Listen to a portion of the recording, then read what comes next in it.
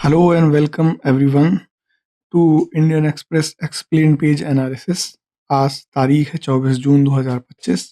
देखेंगे आज के एक्सप्लेन पेज में क्या हमारे लिए इम्पोर्टेंट आर्टिकल्स हैं। तो आज टोटल 3 इम्पोर्टेंट हैं जो हमारे लिए बहुत ही ज़्यादा इम्पोर्टेंट हैं। और पहला है agri industry and India's US deal. दूसरा है how is Tesla expected to remotely control its robot taxis, challenges before International Atomic Energy Agency after attack on Iran's nuclear site। ये 3 आर्टिकल हैं जो हमारे लिए बहुत ज़्यादा ज़रूरी हैं। शुरू करते हैं पहले और सबसे बड़े आर्टिकल से, जो ये कह रहा है at least 2 agriculture based industries. 2 industries की बात हो रही है जो एग्रीकल्चर बेस्ड हैं। पहली शुगर मिल्स और दूसरी सोयाबीन प्रोसेसर्स यानी सोयाबीन प्रोसेसिंग इंडस्ट्री चिंतित हैं। किस लिए?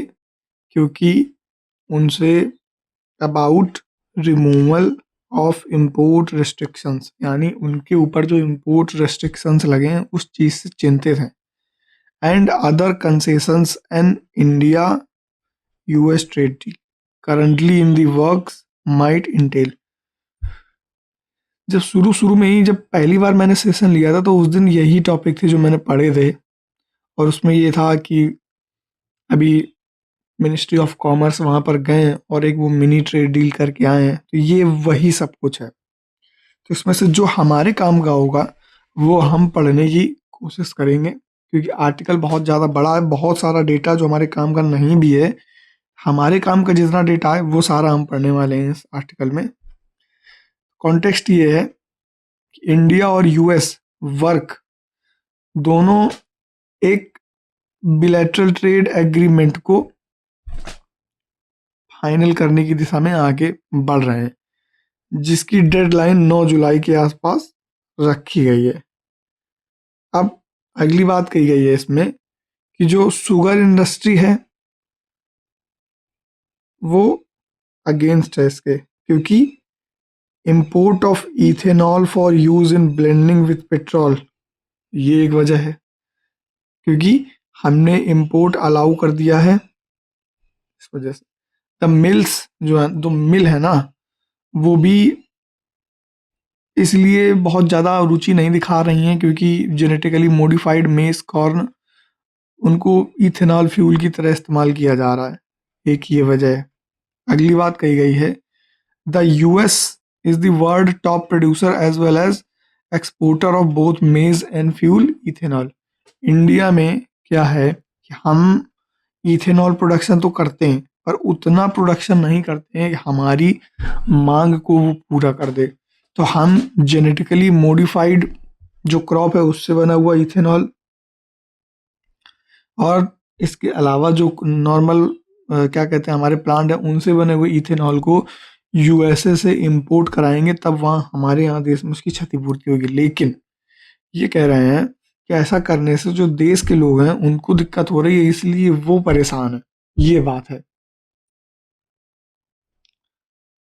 अब जो अगली बात कही जा रही है कि इंडिया में जो इथेनॉल ब्लेंडिंग की जो पॉलिसी है उसका जो प्रायोरिटाइजेशन है वो डोमेस्टिक इथेनॉल है from sugar cane molasses and grain based livestock से।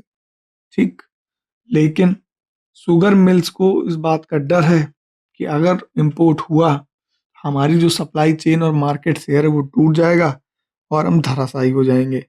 ये एक सबसे बड़ा कारण है इसका। अगली बात, अब सोयाबीन इंडस्ट्री का भी कंसर्न है भाई, उसे भी देख लेते हैं। सोयाबीन इंडस्ट्री का कंसर्न ये है कि the soybean processors association of India, इन्होंने जो soybean genetically modified soybean oil था यूएस से और ब्राज़ील से, उसको इन्होंने मना किया था। और आपको पता ही है कि यूएस सेकंड प्रोड्यूसर है, प्रोड्यूसर और एक्सपोर्टर है इसके मामले में, तो लेग्यूमिनस ऑयल सीड के मामले में ब्राज़ील के बाद। और दोनों कंट्रीज जेनेटिकली मॉडिफाइड सोयाबीन को ग्रो करती हैं, तो एक ही ये प्रॉब्लम है। दूसरी बात, इंडिया बहुत ही स्मॉल क्वांटिटी में non genetically modified soybean oil को कनाडा और यूक्रेन से मंगाता रहा है। तीसरी बात, अगर इस तरीके का कोई रिलैक्सेशन अगर आता है तो वो जो सस्ता जेनेटिकली मॉडिफाइड सोयाबीन ऑयल है ना, उससे जो घरेलू उत्पादक हैं उनके लिए सबसे बड़ी दिक्कत पैदा करेगा ये। तो ये तीन बातें हैं जो हमारे काम की हैं।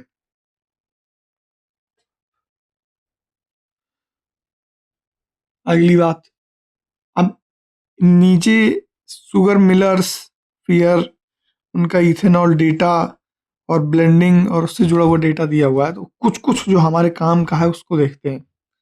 पहली बात कही गई है इस पूरे आर्टिकल में कि इथेनॉल ब्लेंडिंग से जो पेट्रोल मतलब पेट्रोल में जो इथेनॉल ब्लेंडिंग होती है वो 1.53% जो 2013-14 के आसपास थी, वो 2023-24 में 12.14% तक बढ़ चुकी है। ये बात। अगली बात, जो मेजॉरिटी ऑफ इथेनॉल है ना उसका जो सोर्सिंग है यानी वो कहाँ से लाया जाता है, तो वो शुगर केन बेस्ड मोलेसिस से आता है जिसका सबसे बड़ा कंट्रीब्यूशन है। उसके बाद ग्रेन बेस्ड इथेनॉल है जिसमें मेज और राइस इनका कंट्रीब्यूशन है।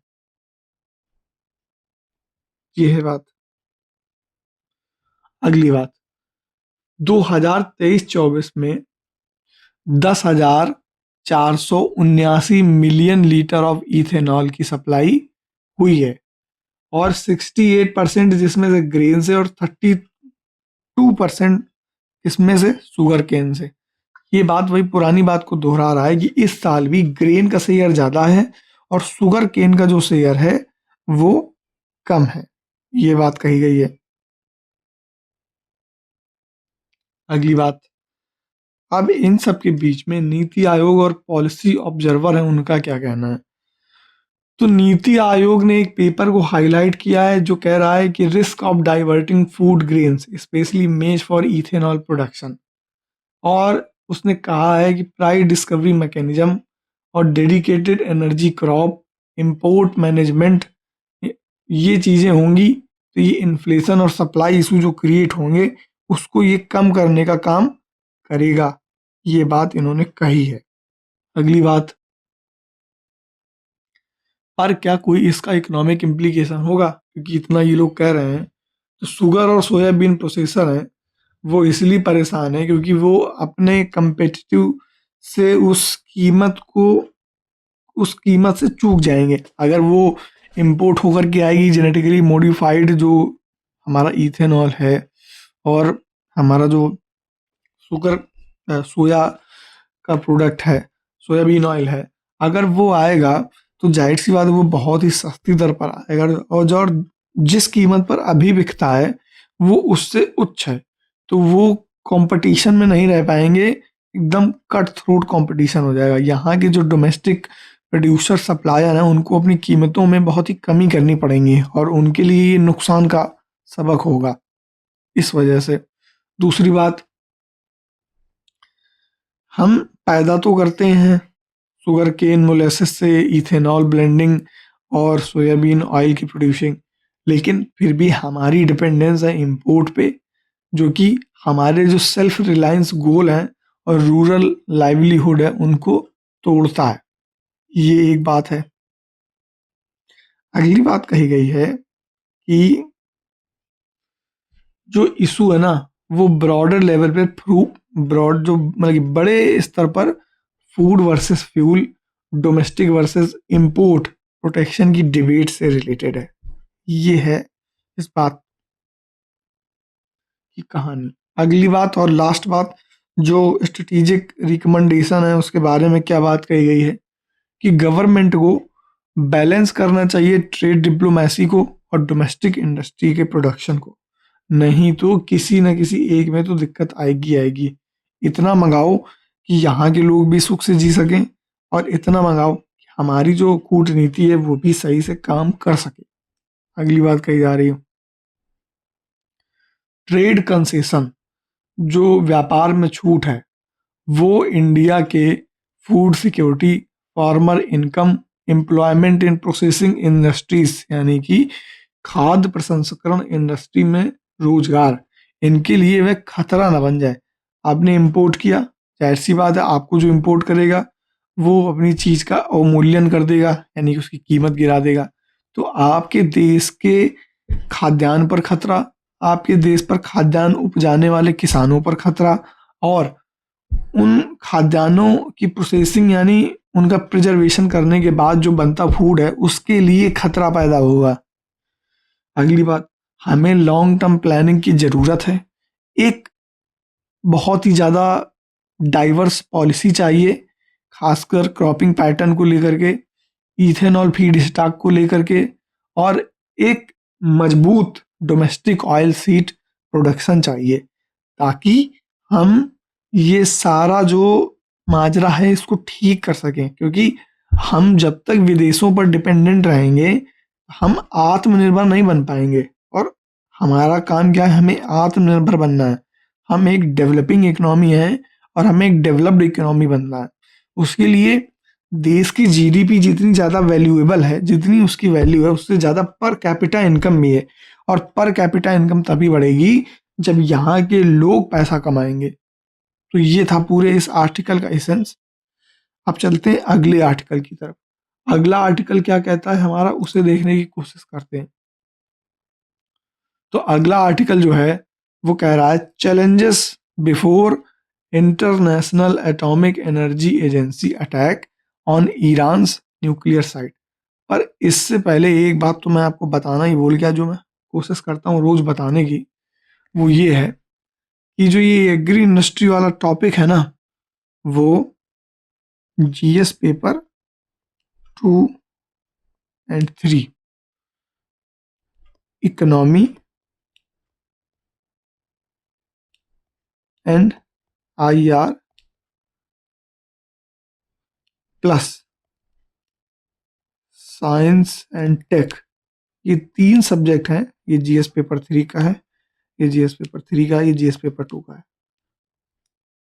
ये इन तीनों से लिंक करेगा ये टॉपिक, ये सब्जेक्ट हैं। और इसके अलावा जो हमारे टॉपिक होने चाहिए वो यूएस इंडिया रिलेशन पहला, दूसरा जीएम क्रॉप, क्योंकि ये बायोटेक्नोलॉजी का बहुत ही ज़्यादा हाईलाइटेड टॉपिक है, इसके बारे में पढ़ना आना चाहिए। अब जीएम क्रॉप ये होती है कि उसका जो जीन है ना उसमें मॉडिफिकेशन कर दी जाती है, ताकि वो जो बेसिक प्रॉब्लम फेस करती आई है अभी जनरेशन बाई जनरेशन, उससे उसको निजात मिले। तीसरी बात, ट्रेड पॉलिसी जो इंडिया की है,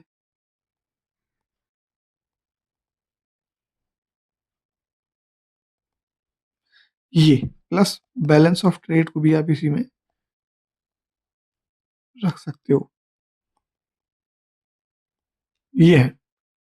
अब चलते हैं हमारे अगले टॉपिक की तरफ। तो ये पिछले 3 दिनों से यही चल रहा है। GS paper 2 international relation, international Atomic Energy agency, US Iran Israel conflict, ये है टॉपिक। अब एक एक करके इसको समझने की कोशिश करते हैं। आपको ये पहले से पता ही होगा कि जो बंकर बस्टर बॉम्ब है, B-2 बॉम्बर प्लेन से अमेरिका ने गिराए हैं ईरान के फोर्दो जो न्यूक्लियर साइट है वहाँ पर। इसके अलावा नतांज और इस्फहान नाम की 2 जगह वहाँ पर भी बमबारी की गई है। इस पर यूएस और इजराइल दोनों का मिलकर के हाथ है। इंटरनेशनल एटॉमिक एनर्जी एजेंसी ने वहाँ पर जो लीक्स हुए हैं उनके बारे में बात कही है, पर उसी से जुड़ा हुआ और उसी में कुछ नया डाटा लेकर के आया हुआ ये आर्टिकल है। तो इसको देखते हैं और समझने की कोशिश करते हैं। ये आर्टिकल की जो हेडलाइन है वो कह रही है challenges before International Atomic Energy Agency after attacks on Iran's nuclear site.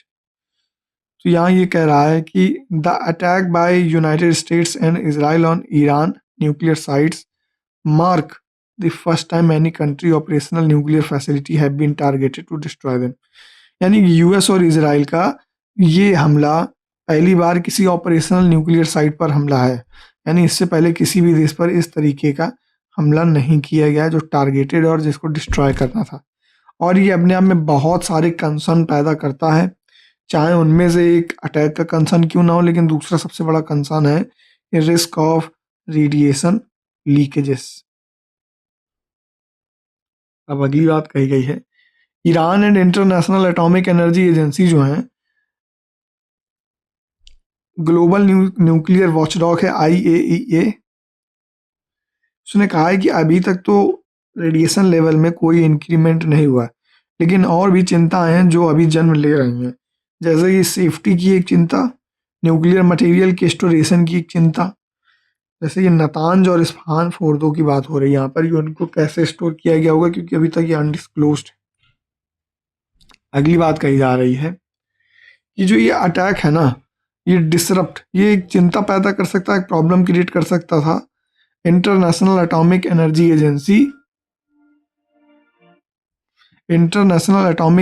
Agency को उन न्यूक्लियर साइट के एक्सेसिंग में, यानी कि उधर तक जाने के लिए जो एक्सेस चाहिए होता है उसमें ये एक प्रॉब्लम क्रिएट कर सकता था।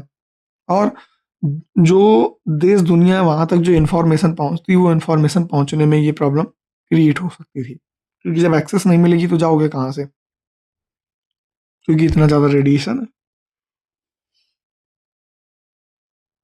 आगे अगली बात कही गई है असेसिंग रिस्क ऑफ रेडिएशन, यानी कि रेडिएशन के रिस्क की जानकारी जुटाना या उसका अध्ययन करना, ये बात है। तो रिलेटिवली बहुत ही ईजी एक्सरसाइज है ये, वैसे तो ऐसा कह रहे हैं ये, क्योंकि हर एक न्यूक्लियर फैसिलिटी जो कि दुनिया भर में है वो कुछ ऐसे इंस्ट्रूमेंट और मॉनिटर्स के साथ फिट है जिसमें रेडिएशन लेवल रियल टाइम में आंके जाते हैं, उनकी गणना की जाती है, ये बात है।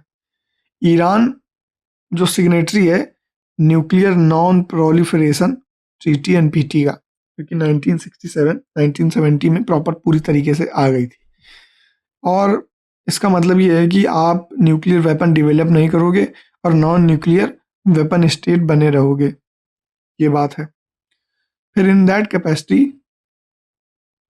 ये भी कहा गया है कि ये मैंडेटरी है ईरान के लिए कि कॉम्प्रिहेंसिव सेफगार्ड एग्रीमेंट भी रखना पड़ेगा, किसके साथ, इंटरनेशनल एटॉमिक एनर्जी एजेंसी के साथ, जो ये कहती है कि वो आपकी फैसिलिटी में अपने खुद के इक्विपमेंट को इंस्टॉल करेगी, मॉनिटर करेगी रेडिएशन लेवल को, यानी कि वो पूरा अपना ताम झाम लेके आएंगे, सेटअप लगा जाएंगे, प्लांट आपका होगा, जनरेशन आपको करना है चीज़ों का, बस वो मॉनिटर करेंगे ताकि आप कुछ गलत तो नहीं कर रहे हैं, ताकि उनको दिक्कत ना हो। और जो बड़े रेडिएशन लीक हैं वो बहुत दूर से ही डिटेक्ट किए जा सकते हैं, ऐसा कहना है। फिर nuclear radiation typically consist of, यानी न्यूक्लियर रेडिएशन की 3-4 टाइप हैं, जैसे कि अल्फा है, बीटा है, गामा है, और न्यूट्रॉन के माध्यम से। जो गामा रेज है ना वो बहुत लंबी डिस्टेंस तक जा सकती हैं, और उनका डिटेक्शन जो है ना सेंसर अदर कंट्रीज के जरिए भी हो सकता है, मतलब कि वो बहुत दूर तक जा सकती हैं, इसलिए उनका डिटेक्शन बहुत दूर से किया जा सकता है। ऐसा पहले भी हो चुका है कई बार कि रेडिएशन लेवल बढ़ने की वजह से दूसरी कंट्री तक अगर उसका रेडिएशन या गामा रेज पहुंची हैं तो कंट्रीज ने बताया है कि रेडिएशन लीक हुआ है। फिर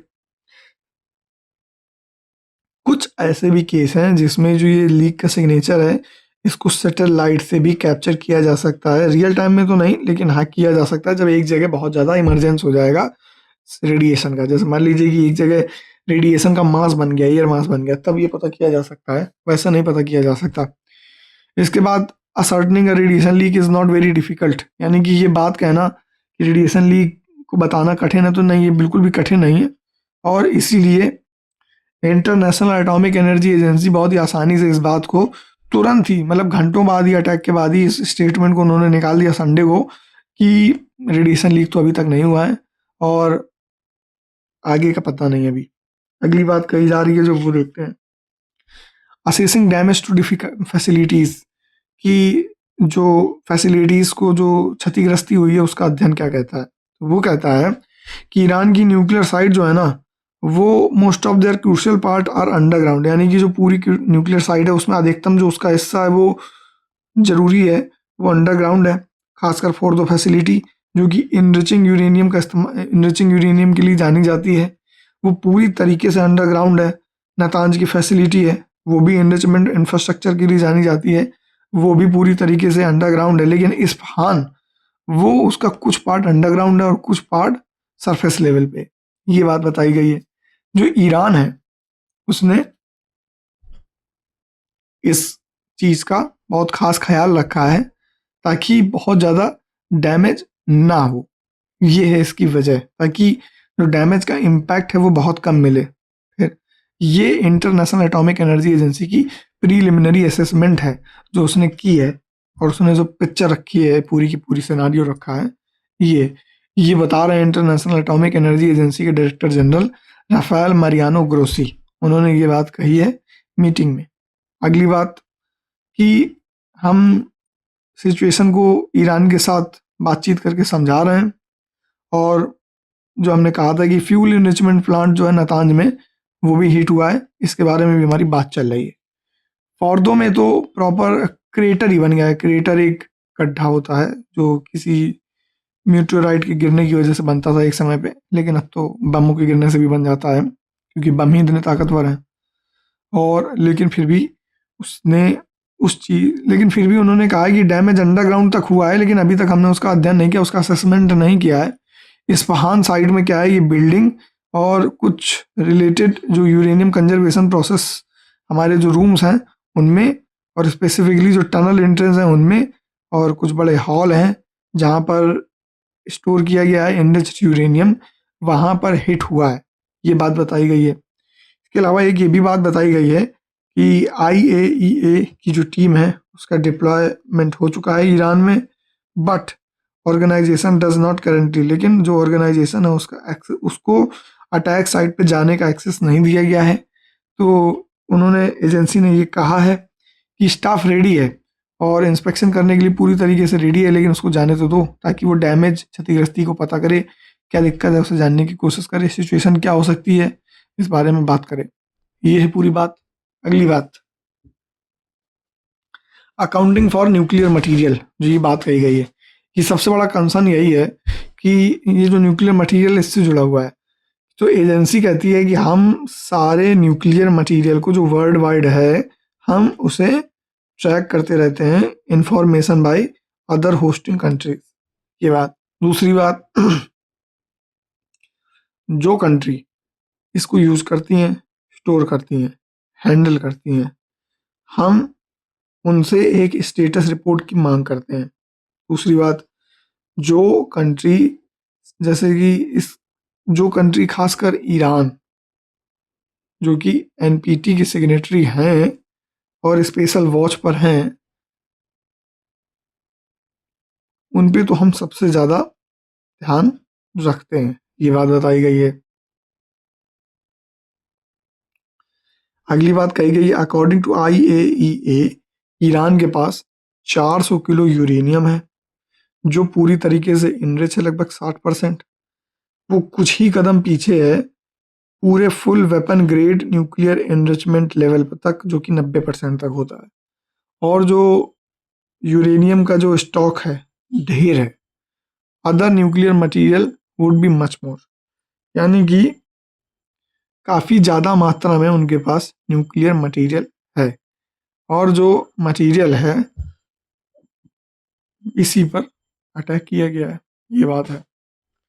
ईरान का कहना है कि हम इन खतरों से डरने वाले नहीं हैं, उसने ऑलरेडी सेंसिटिव न्यूक्लियर मटेरियल को फैसिलिटी से बाहर कर लिया है और उन्हें अनडिस्क्लोज्ड सेफर लोकेशन पर भेज दिया है। एक तो ये बात। दूसरी बात, जो रिपोर्ट है कि लॉन्ग लाइंस ऑफ व्हीकल्स, लंबी कतारें थी pre attack satellite image Fordow site पर वो दिखाती हैं कि जो ये न्यूक्लियर मटेरियल है ये पहले ही मूव कर लिया गया। एनी रेडिएशन लीक, तभी तो रेडिएशन का जो लीक है वो अटैक साइट से नहीं दिख रहा है। ये एक तर्क दिया जा रहा है इस बात को लेकर के।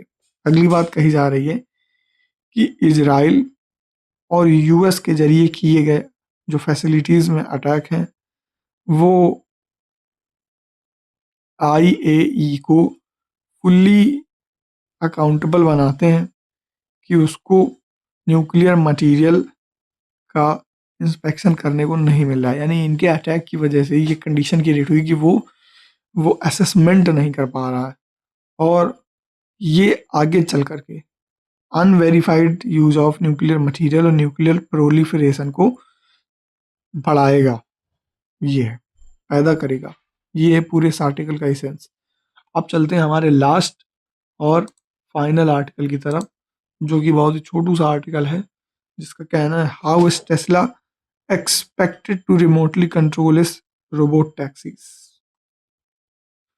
तो ये GS paper 2 sorry GS paper 3 science and tech से रिलेटेड है, जिसमें जो ट्रांसपोर्ट है उससे लिंक कर सकते हैं हम लोग और इकोनॉमी से भी लिंक कर सकते हैं, पर most specifically science and tech से ही लिंक होगा ये बात।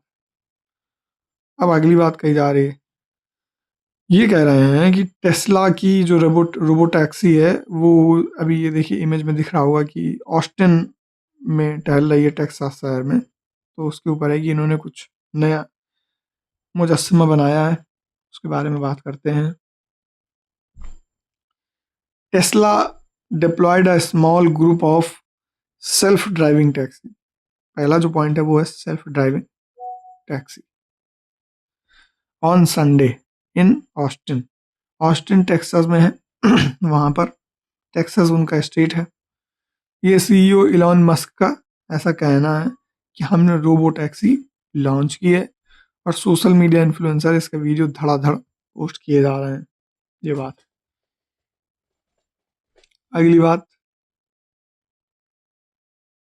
ये कह रहे हैं कि ये अपने आप में ऑटोनोमस कार है जो बिना ही ड्राइवर को, ह्यूमन ड्राइवर को लिए हुए अपने जो राइडर हैं, पैसेंजर्स हैं, उनको लेकर के उनके गंतव्य स्थान तक पहुंचा देती है।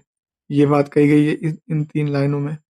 फिर मस्क ने कहा है कि कंपनी सुपर पैरानॉइड है, पागल है पूरी तरीके से सेफ्टी को लेकर के, and that human will remotely monitor the fleet. यानी कि कुल मिला के अभी इस आर्टिकल को इतना पढ़ने के बाद ये समझ आ रहा है कि गाड़ी उसी तरीके से चलेगी जिस तरीके से आज के टाइम में अनमैन्ड एरियल व्हीकल चलते हैं, यानी ड्रोन्स चलते हैं।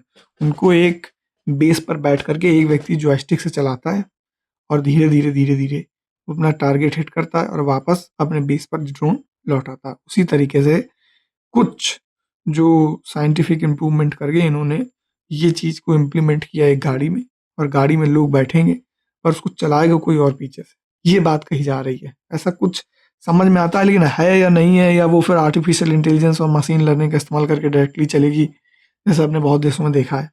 लेकिन फिर भी इसको एक बड़ा कंसर्न माना जाता है, क्योंकि ये अपने आप में एक चिंताजनक है कि अगर इसमें एक्सीडेंट होने की जो घटना है वो ज़्यादा बढ़ गई, उसकी तीव्रता ज़्यादा हो गई तो क्या होगा, ये है।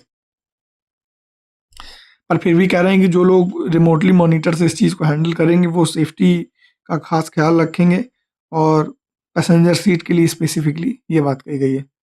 आगे जो कही गई है कि यूज़ ऑफ टेली ऑपरेशन, जो ये बात है, how do robo taxi operators use teleoperation. अब ये टेली ऑपरेशन क्या चीज़ है इसके बारे में जानते हैं। Teleoperation is the control of machine by humans in different location.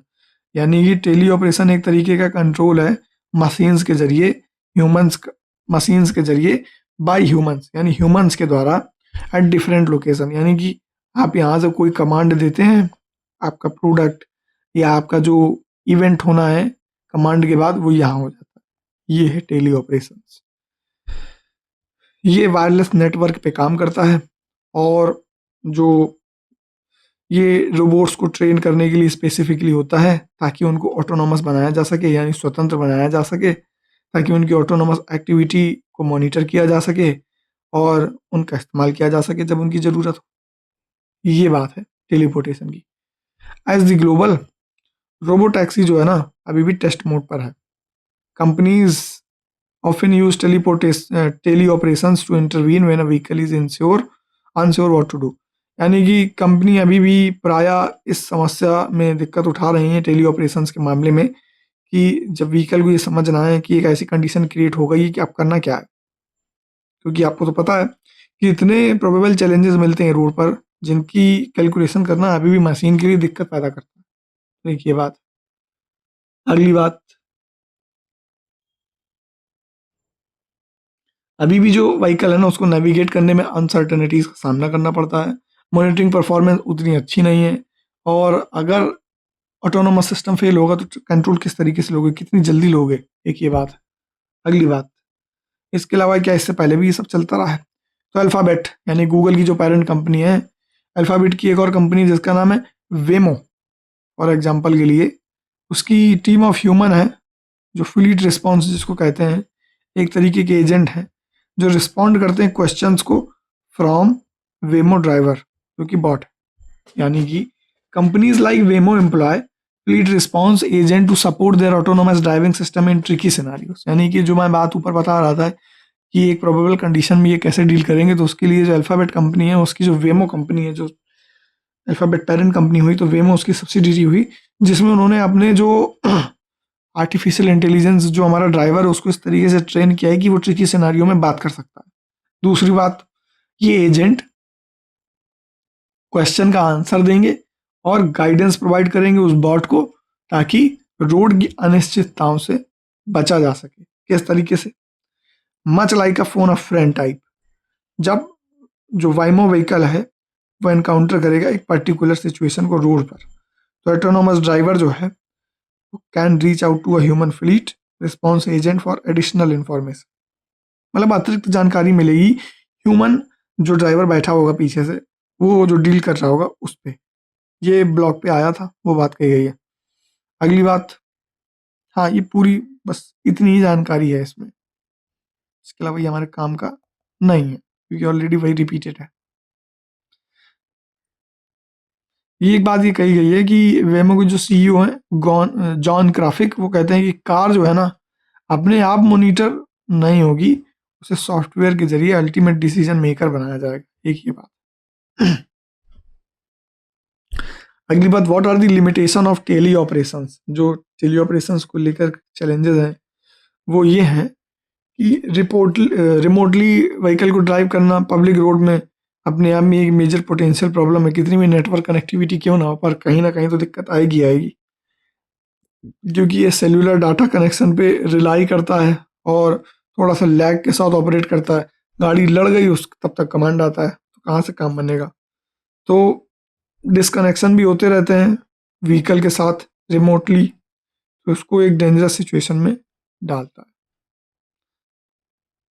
अब फिलिप कूपमैन जो Carnegie Mellon university engineering professor हैं और ऑटोनोमस व्हीकल सेफ्टी एक्सपर्ट हैं, वो कहते हैं कि अप्रोच ये जो है ना, ये स्मॉल टेस्ट के डिप्लॉयमेंट में काम कर सकती है 10 व्हीकल के, such a Tesla initial effort in Austin. यानी कि 10 लोग 10 गाड़ियों का टेस्ला का जो एफर्ट है वो, बट उन्होंने कहा है कि इनहेरेंटली ये अनरिलायबल अनरिलायबल टेक्नोलॉजी है, क्योंकि ये उतना काम नहीं करेगी। क्योंकि इवेंचुअली क्या है, आप कनेक्शन लूज करते ही आपके लिए सब कुछ खराब हो जाएगा।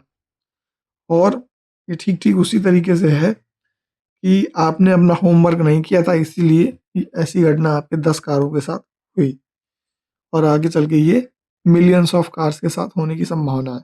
ये बात कही गई है। यानी कि जो टेली ऑपरेशंस है ना उनको सेलुलर नेटवर्क की ज़रूरत है। अनरिलायबल है क्योंकि कनेक्शन ड्रॉप हो सकता है, लैग हो सकता है, जो कि एक सिग्निफिकेंट रिस्क पैदा कर सकता है रियल टाइम में और एक डेंजरस सिचुएशन को क्रिएट कर सकता है। इसके अलावा जो अगली बात कही जा रही है कि सॉफ्टवेयर का जो सोल डिसीजन है ना वो कैरियर को रिस्क में डाल सकता है और इसकी गारंटी और इसका परफेक्ट जजमेंट उसके सिनारियो को कैलकुलेट करके ही किया जा सकता है। हो सकता है कि वो जो पैसेंजर है और जो राइडर है उसके हित में ना हो। अगली बात, एक्सपर्ट ओपिनियन ये भी कहते हैं कि जो ऑटोनोमस व्हीकल एक्सपर्ट हाईलाइट हैं वो कहते हैं कि इनहेरेंट रिलायबिलिटी नहीं है इस स्केल पर, मैनेजेबल है छोटे व्हीकल के लिए, लेकिन बड़े स्तर पर जाएगा तो दिक्कत पैदा करेगा। और डिसकनेक्शन जो है ना क्रिटिकल मूवमेंट पे लाइफ थ्रेटनिंग हो सकता है और भरोसे की जो एक गांठ होती है वो उसको तोड़ सकता है। ये एक बात है।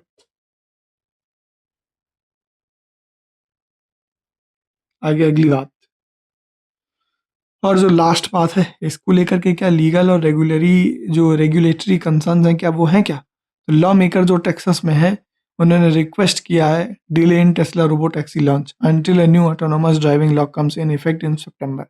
वो ये कहते हैं कि सितंबर में जिस दिन टेस्ला की रोबो टैक्सी को लॉन्च होना उसे एक दिन लेट लॉन्च करो, नहीं तो ये इस पर जो है ना रेट्रोस्पेक्टिवली लॉ चल नहीं पाएगा, उसका भूतलक्षी प्रभाव नहीं रहेगा। तो ये उस लॉ में आएगा नहीं और ये अपनी मनमानी कर लेंगे। इसलिए उनका ये कहना है कि सितंबर में जिस दिन ये ऑटोनोमस ड्राइविंग लॉ आएगा इफेक्ट में, कम्स इन इफेक्ट, उसी दिन आपको इसको लॉन्च करना है। ये एक कंसर्न है। ये हमारे 3 आर्टिकल थे जो हमने पढ़ लिए। एक article international Atomic Energy agency nuclear जो लीक है उसको लेकर था। एग्रीकल्चर इंडस्ट्रीज में जो इंपोर्ट है यूएसए से, खासकर ब्राज़ील से, शुगर केन मोलेसिस में इथेनॉल ब्लेंडिंग और सोयाबीन ऑयल, खासकर जेनेटिकली मॉडिफाइड है दोनों इस पे। और तीसरा रिमोटली कंट्रोल रोबो टैक्सी जो कि टेस्ला के द्वारा बनाई गई है। ये 3 आर्टिकल थे। इसमें जो कुछ भी इम्पोर्टेंट लगा मुझे वो मैंने बता दिया है। और आज के इस सेशन में हमारे लिए जो इम्पोर्टेंट था वो मैंने आपको बता दिया है। इसके अलावा मुझे नहीं लगता कि इस पूरे के पूरे सेशन में कुछ भी इम्पोर्टेंट है। अगर आपको ऐसा लगता है कि कुछ छूट रहा है या अगर आपको कुछ ऐसा लगता है कि कुछ और बताने की ज़रूरत है, प्लीज़ आप मुझे बताइए। अगर ज़रूरत है तो काम पूरा किया जाएगा। So here I will land my session. Whatever was relevant today in newspaper regarding our exam, I tried to cover it. If anything left or if you have any query, please let me know in the comment section. Thank you. Jai Hind.